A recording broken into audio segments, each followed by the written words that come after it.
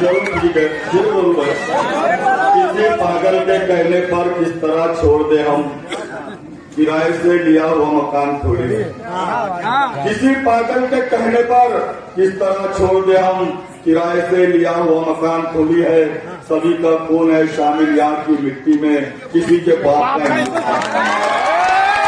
साहब हाजी शकील साहब हैदराबाद से तशरीफ लाए हुए, हमारे रहनुमा कॉर्पोरेटर सोहेल कादरी साहब, और मैं आप सभी लोगों का नाम नहीं ले सकूंगा, वक्त का तकाजा है, लेकिन आप लोग यकीन जानिए कि आप सब लोग मेरे दिल में। साथियों और दोस्तों, आप लोगों ने देखा कि 5 साल के पहले जितने भी लोक प्रतिनिधि आप लोगों ने चुनकर दिए, जिनको आप लोगों ने वोट दिया, लेकिन उन्होंने आप लोगों का सिर्फ इस्तेमाल किया। चुन के आने के बाद कभी भी वो हमारे इलाके में नहीं आए, कभी झांक कर भी नहीं देखा।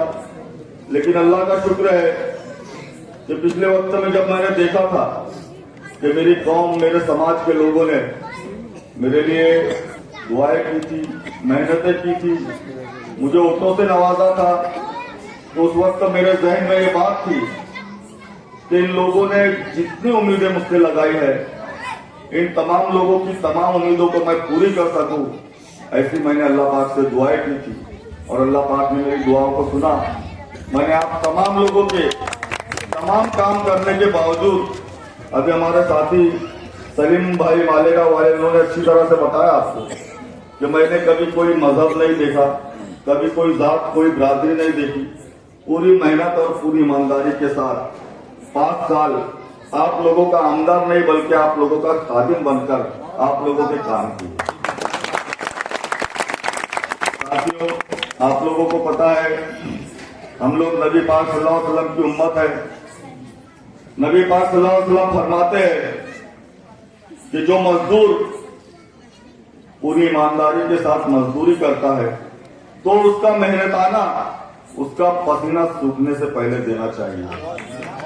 तो आज ये आपका खादिम, ये आपका मजदूर आप लोगों के सामने आपकी जो मैंने मेहनतें की है, जो मजदूरी की है, उसका मेहनताना मांगने के लिए आया।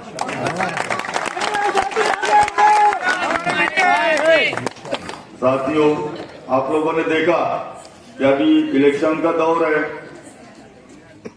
मैंने आप लोगों की खिदमत की और मैं आप लोगों से अपना मेहनताना मांगने के लिए आया हूं। लेकिन अभी इसके बाद बहुत सारे कलंदर आएंगे, बहुत सारे सिकंदर आएंगे, उसके साथ 2 काले मुझे बंदर आएंगे। ये 2 काले मुझे बंदर भी आएंगे। अभी हमारे सोहेल कादरी साहब बोल रहे थे कि भाई भाजपा ने बोले वो इरशाद जागीरदार को पैसे देकर अजीत पवार से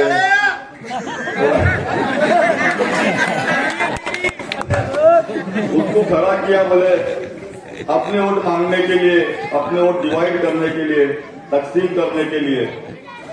लेकिन अल्लाह का शुक्र है ये मेरी कौम और समाज के लोग उसको अच्छी तरह से पहचानते, अच्छी तरह से समझ चुके हैं। जो साइकिल में दोनों चक्की खींचते हैं, अरे तुमको मालूम है सिर्फ एकदा डब्बा असीम का है, एक चक्का अजीत पवार का और दूसरा फडणवीस का है। तो ये मेरी कौम समाज के लोग अच्छी तरह से समझ चुके हैं, पहचान चुके हैं।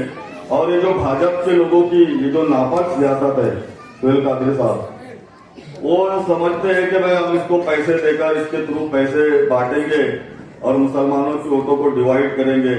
लेकिन इंशाअल्लाह ऐसा बिल्कुल होने वाला नहीं। लेकिन हम लोगों ने जो मेहनत और ईमानदारी के साथ हमारे हिंदू भाइयों के काम किए, हमारे दलित भाइयों के काम किए, सिख भाइयों के काम किए, ईसाई भाइयों के काम किए, तो इंशाअल्लाह ताला वो किसी दौलत की लालच में नहीं बल्कि आप लोगों के आमदार की मोहब्बत में हमको वोट करेंगे। तो हमारा असल मुकाबला वो कोई समाजवादी के आवले बावले से नहीं, ये तो तुमको मालूम है। साइकिल चोर से नहीं है। हमारा मुकाबला दोनों आरएसएस के लोगों से है। उसमें जो है कि अनूप अग्रवाल, ये डामर चोर, ये बोलता बोले मैं ऐसा करूंगा वैसा करूंगा, एक डायलॉग मारता हो धर्म योद्धा। अरे धर्म योद्धा किसको बोलते हैं? तूने धर्म के वास्ते चूहों ने मारा क्या?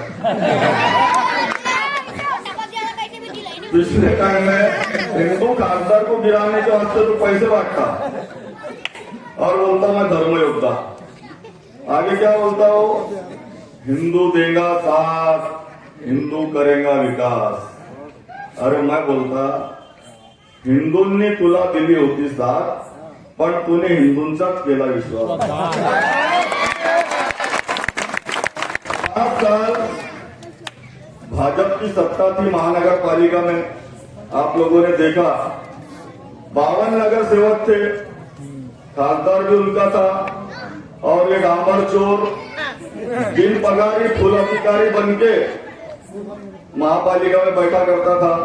हर तरह से न सिर्फ मुसलमानों को त्रास दिया गया, न मुसलमानों को तकलीफ दी गई, बल्कि हमारे जितने हिंदू भाइयों को तुमने तकलीफ दी है ना, चाहे वो जीएसटी एलबीटी लगाकर, चाहे पानी 10-10, 12-12 दिन पानी नहीं आ रहा, सिर्फ तुम लोग कमीशन खोरी में मुब्तला थे। भ्रष्टाचार किया, इतना भ्रष्टाचार भाजपा के 5 साल के कार्यकाल में हुआ। मैं समझता हूँ कि 75 साल में इतना भ्रष्टाचार नहीं हुआ होगा। तो ये सिर्फ हम नहीं, ये हमारे हिंदू भाई भी हिसाब पूछेंगे उनसे साथियों। दूसरी बात ये कि दूसरा एक काला बंदर है, वो बोलता बोले मैं सेकुलर, अभी सेकुलर बन रहा हूँ, अभी सेकुलर बन रहा हूँ। चट्टी मालूम है कौन सी पहनता?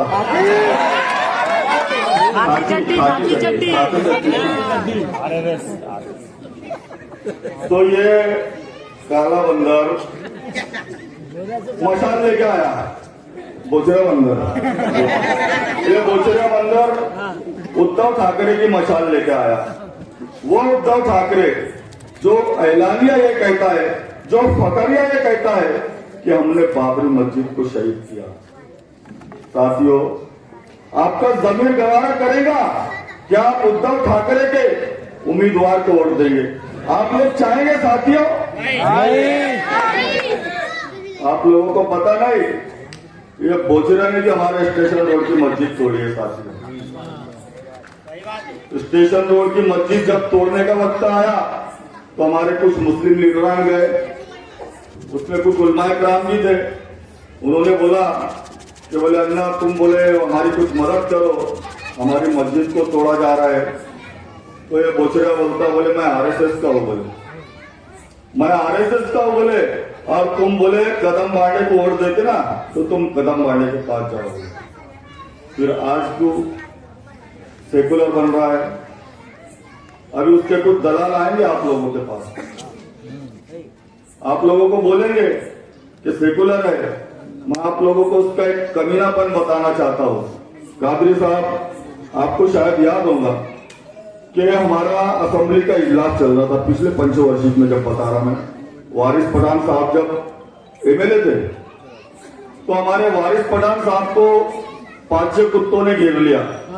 वाले उसमें ये बोचरा कुत्ता भी था। तो ये बोचरा क्या बोलता, एक्टिंग में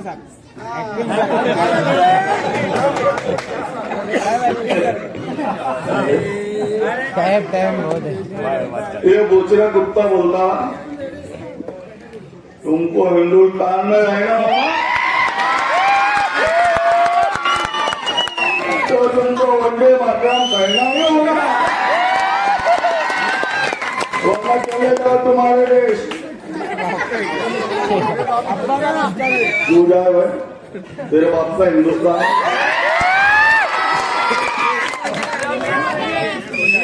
तो हमारे वारिस पठान साहब ने बोला कि भाई अगर बोले मुझे यहाँ शहीद भी कर दिया जाए, मुझे यहाँ शहीद भी कर दिया जाए, तो मैं ये कुफरिया कलमात नहीं बोलने वाला। तो ये फर्क होता है मजलिस के शेरों में और उसी असेंबली में अबू हासिम ने सिर्फ हिंदी में शपथ लिया था, उसके कान फटने सकता। तो शेरों में और चोरों में ये फर्क होता है। साइकिल चोर। सही बात। तो एक शायर बोलता है,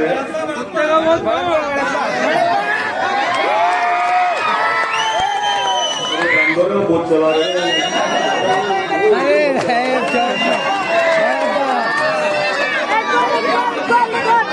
टाइम बहुत है, टाइम बहुत है।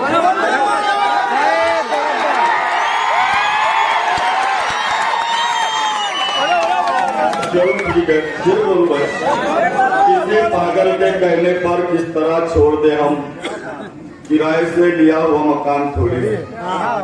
किसी पागल के कहने पर किस तरह छोड़ दे हम, किराए से लिया हुआ मकान थोड़ी है।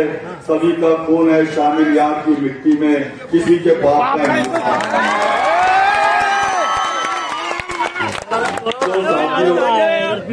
हमने तमाम मज़ाहिब के लोगों को साथ में लेकर विकास किया, डेवलपमेंट किया, और उसी वजह से आज न सिर्फ वो मुस्लिम समाज बल्कि शहर के जितने समाज के लोग हैं अल्हम्दुलिल्लाह मुझे बोलते हैं कि आमदार हो तो फादर साहब इंडिकेटर लग गए इनके, तो बोले 8 तारीख को मामू बुला रहे, मामू बुला रहे 8 तारीख को।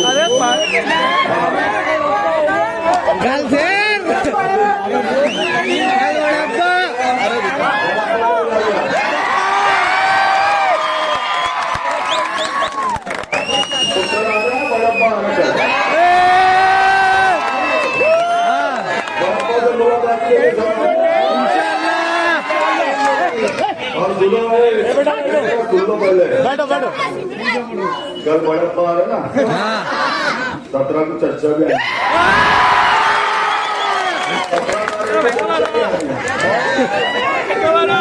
तो मेरा यही बोलना है, शहर के आवाम से ये गुजारिश करना चाहूंगा कि हमको हमारे शहर को शांत रखना है, किसी भी तरह का जातिवाद नहीं होने देना है।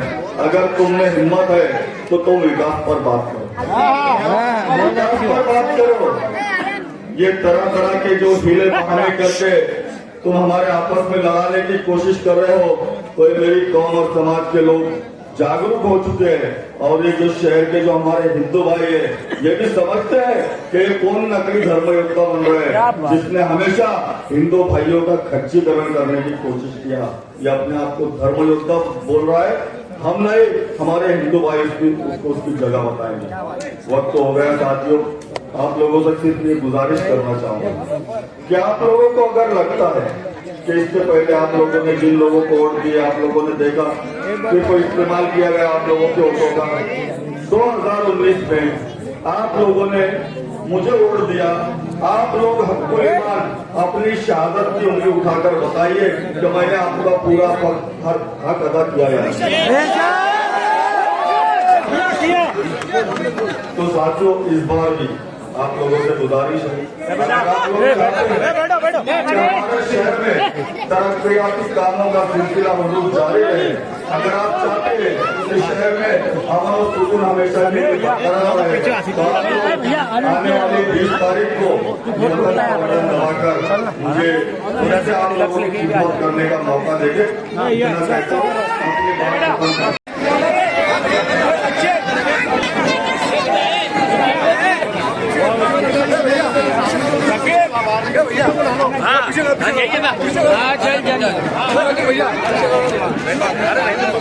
बच्चे इधर